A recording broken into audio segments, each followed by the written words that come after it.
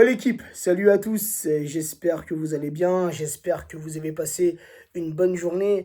Après cette merveilleuse semaine européenne, place et retour à la Ligue 1 pour nous Parisiens dès demain soir à partir de 21 h sur la chaîne Canal+, en direct du Parc des Princes, Paris Saint-Germain, AS Monaco, match comptant pour la 26e journée de Ligue 1. Les 5 derniers matchs, toutes compétitions confondues entre ces deux clubs, 3 victoires parisiennes, un match nul pour une victoire monégasque. Et cette victoire, les amis, elle n'est pas si vieille, elle date de quelques mois en arrière. C'était le 20-11-2020 et Monaco s'était imposé à domicile 3-2. Les Monégasques, sur leurs 20 derniers matchs, toutes compétitions confondues, c'est un très bon bilan. Monaco qui reste sur une bonne lancée de 13 victoires, 3 nuls pour 4 défaites. Côté parisien, c'est idem. Sur nos 20 derniers matchs, toutes compétitions confondues, on reste sur une bonne lancée de 15 victoires, 3 nuls pour 2 défaites. Le week-end dernier, match qui comptait pour la 25e journée de Ligue 1. Monaco recevait Lorient, score nul de partout. Le Paris Saint-Germain recevait l'OGC Nice, victoire parisienne très courte, 2-1. Mais cette semaine, les amis, mardi soir, a eu lieu ce match inoubliable. A eu lieu ce match qui est entré dans l'histoire du Paris Saint-Germain, comme tant d'autres matchs, les amis, mais dans le côté positif, parce qu'il y a des matchs aussi dans l'histoire parisienne, mais des matchs qu'on aimerait oublier. Bref, celui-ci, on n'est pas prêt d'oublier, les amis. Mardi soir, c'est 8e de finale aller de la Ligue des Champions. Barcelone, Paris Saint-Germain, victoire étincelante, et je dirais même victoire écrasante de nos Parisiens, 1-4. 1-4. Ce soir-là, mardi soir, nos joueurs nous ont fait rêver. Nos joueurs nous ont rendus fiers. Et je pense que même un supporter neutre ou un supporter adverse, un supporter lyonnais, marseillais, nantais, monégasque, lillois, bref, j'en passe.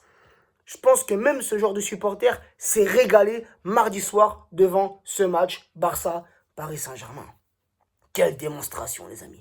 Quelle démonstration. Là, je vous le dis, bien évidemment, en tant que supporter parisien, parce que je suis fier de la prestation de nos joueurs. Mais je pense que même si j'aurais été un supporter neutre, ne supportant ni l'une ni l'autre, j'aurais été vraiment satisfait et heureux de voir ce genre de match. C'était un match éblouissant, les amis. Éblouissant.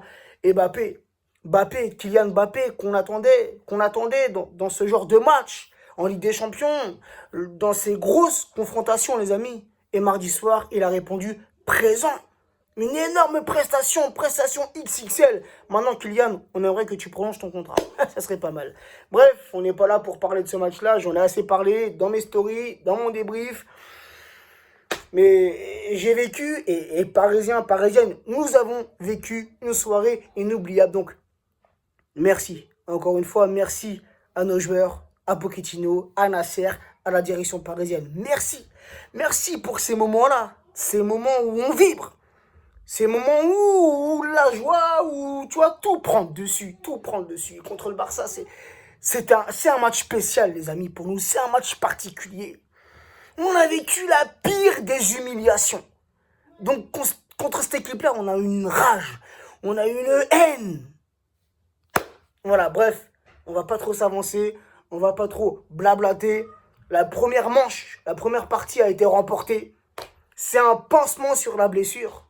Et pour cicatriser cette remontada, pour cicatriser cette humiliation, rendez-vous le 10 mars au Parc des Princes. Il faudra non seulement se qualifier, mais remporter, gagner, écraser cette équipe du Barça pour la deuxième manche au Parc des Princes.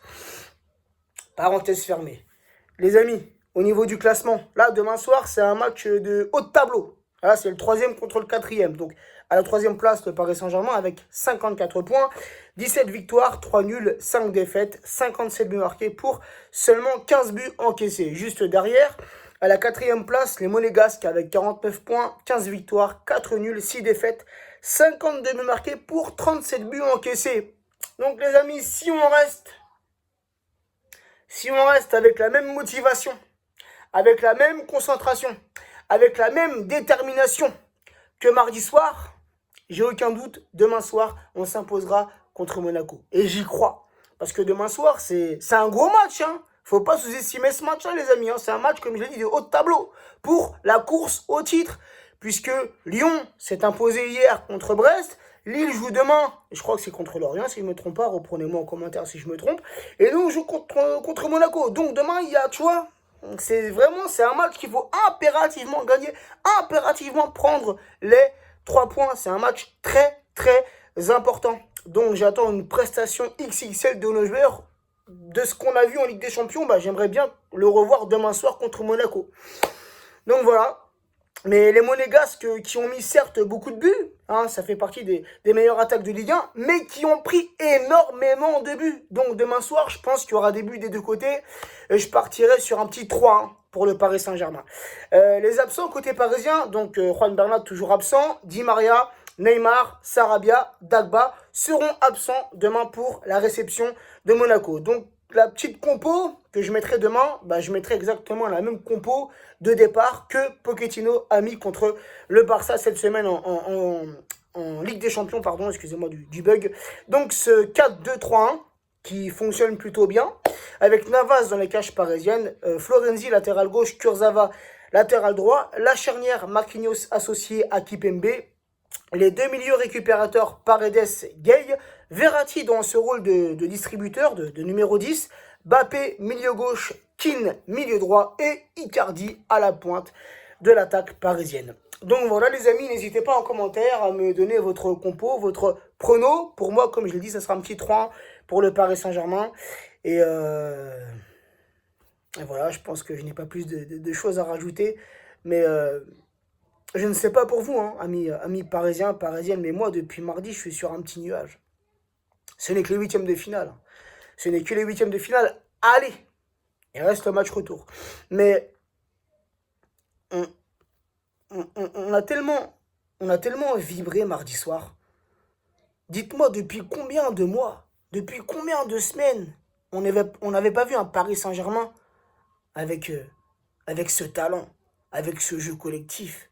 Depuis combien de temps, les amis? Combien de temps? Certes, on est troisième en Ligue 1, mais tu vois, des matchs avec des prestations parfois décevantes. Des victoires avec des prestations parfois décevantes.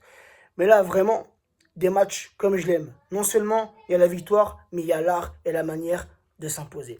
Donc voilà, encore une fois, satisfait. Et là, c'est un truc de fou, les gars. C'est un truc de fou, j'y repense à ce match. J'y repense, je revois les actions, tac-tac, le comportement, l'entente entre nos joueurs, les combinaisons, c'est vraiment magnifique, magnifique. Bref, je vais chialer, non je rigole. Allez, prenez soin de vous, prenez soin des vôtres et à demain soir pour le petit débrief. Les amis, une petite rectification sur la compo parisienne. Florenzi, latéral droit et non latéral gauche, et Kurzawa, latéral gauche et non latéral droit. Voilà, tu vois l'équipe.